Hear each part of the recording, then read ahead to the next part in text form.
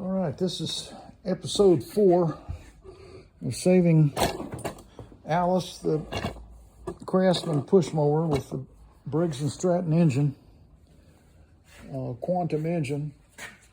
And in the last one, you saw the horrible carburetor that came off of this mower. And so now we're gonna go ahead and put another one on there. But before I do that, we need to check and make sure that no damage has been done to the mower over the life of it, where it might have hit something and sheared the flywheel key. So we're going to take a look at that first.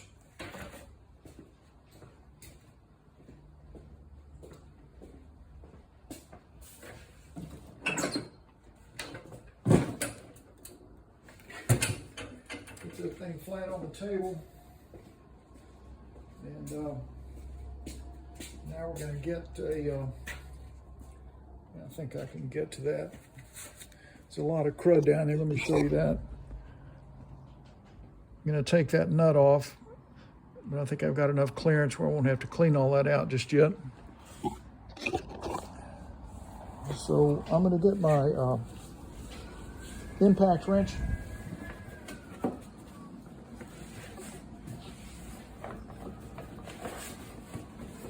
I'm going to take a look under there and make sure the flywheel key is okay. And engine brake is on. Spark plug wire is disconnected. Get this thing. Okay, that's seated now. I got to get my hearing protection. I recommend that for an impact wrench.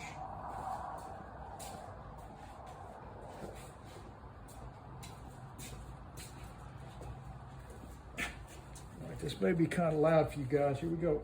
Okay, so that's off of there. There's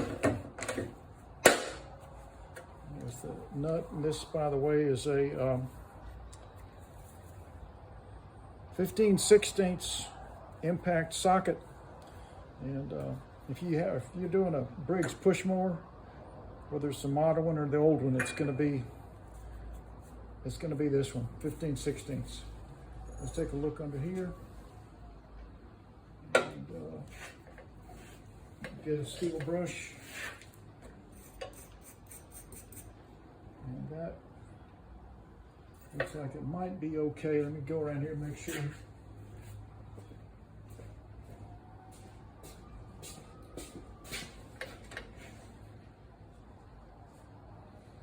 Okay. No, it is not okay. Somewhere along the way, this thing's gotten bumped enough where it's not in line. So we're gonna take this. It would probably run and probably be okay, but I like to make sure it's dead center, and it is. I don't know, that looks pretty good. We're gonna go with that. It's not bad. If it's off, it's hardly anything. So I'm gonna go ahead and put this back together. Get this debris out of here. Yeah, that looks okay. What I did was I took a pocket knife, straight edge, and put it dead center in that flywheel key groove, and you stand over it and it lines up dead center with that key, so I think it's going to be okay. Let's get this nut back on there. Okay, we want to do this with the brake on so you've got resistance so that thing's going to seat good.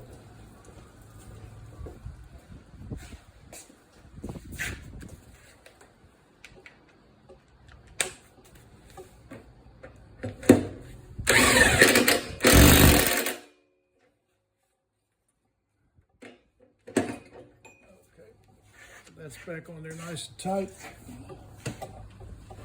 Put this wrench up so I don't trip over it.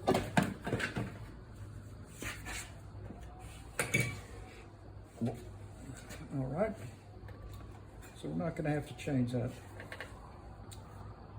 So the next thing we're going to do we're going to go ahead and take a look at the new carb.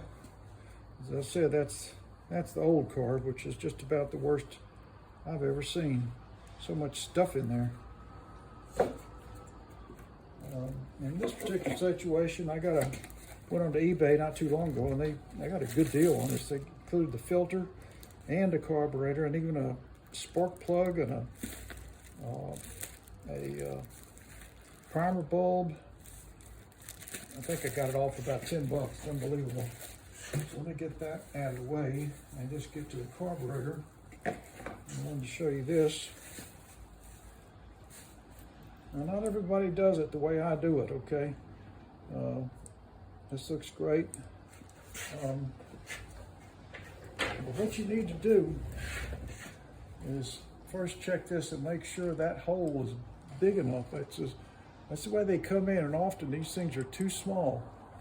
So I've got my automatic governor linkage, which is what this is going to connect to, and I'm just going to make sure that goes on there. And see, that's too much strain and stress on that. You can actually break that plastic. That's all that is. So I'm going to get a small drill bit, and I'm going to drill that hole out just a little. And I recommend you do that. Let me get just the right one here. So you're going to go into your collection of small drill bits and find the one that's just bigger than that opening. Okay, so is this one? That's definitely bigger. Let's see if the next smaller one is bigger. I think that's smaller. Okay, that one. That was maybe the same size. Hang on, people. So here's this carburetor. Here's the drill bit. And see, that slips through there, so that's no help. You need to get one that's slightly bigger. I think that will be good. So we're going to do this one.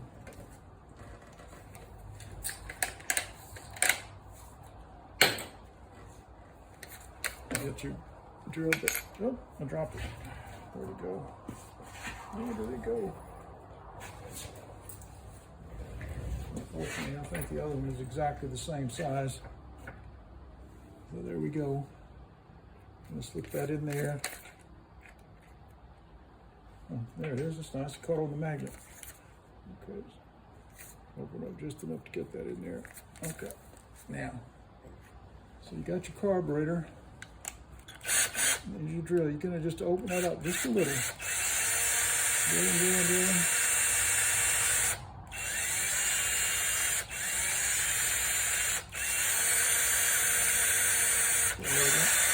Okay, so now that's opened up just a little.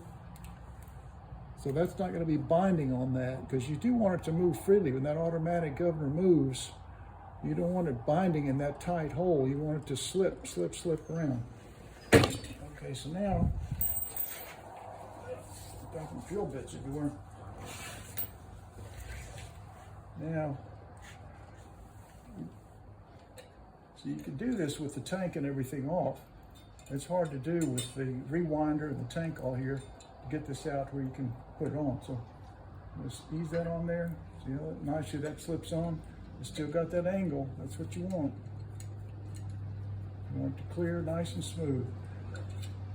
Okay, now these kits come with these, there should be a gasket in here. A new one. I always like to use that. So you don't have the air leakage. Here's what came with it. And we're gonna put a nice new one on there. Just seal that so there's no air leaks. Get your little screwdriver and pop that old cruddy one off of there. And just throw that away. There's no reason to keep that. And here's our nice new shiny black one. So that slips on there. And now, line this thing up. Great. And I like to go ahead and hook this on because that kind of helps you hold it in place. All right, now we're going to go ahead and reinstall those 2 3/8 nuts, and I want to make sure I get the right ones. They're the ones that have the, it's very subtle. Let me show you that. There's the 3/8 in your pile. It has that kind of flared out edge right at the bottom, see? That's what holds the carburetor tight and steady on there. So I place it on there using your magnet on the stick and get that lined up and just get it started with that little magnet, see? Okay, so that's started, I think. Yep, I think that's in there. A couple more turns, there we go. Now we'll do this one. Oh, and always check this thing, make sure it's stable, okay. Sometimes those get loose. And we'll get this one going. I think that's, yeah, okay, that's turning now. Okay. Now, we'll put our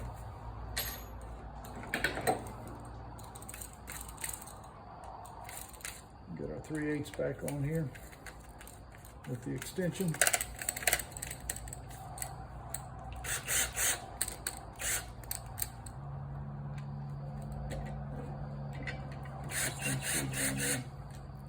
Should be good. That's pretty good. Okay. Like that. And then just to check how tight it is, let me go ahead and put the socket wrench on there and go. And I was like, yeah, that's good. Yeah, that's good. Don't want to over tighten it, but sure don't want it to be loose. So that's working the way it should. And you notice I haven't put the tank on yet. Well, there's other things we need to do with this carburetor, and you're not going to see this anywhere else. You take these screws here that you mount that plate on with. There's going to be 3 of them.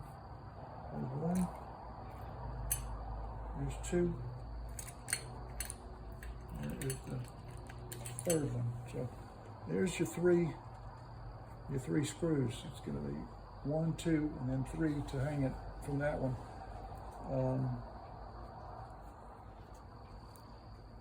But that's enough for now. We're going to come back and finish this in a minute. So let me sign off and just stay with me because we're going to get this carb on here pretty soon.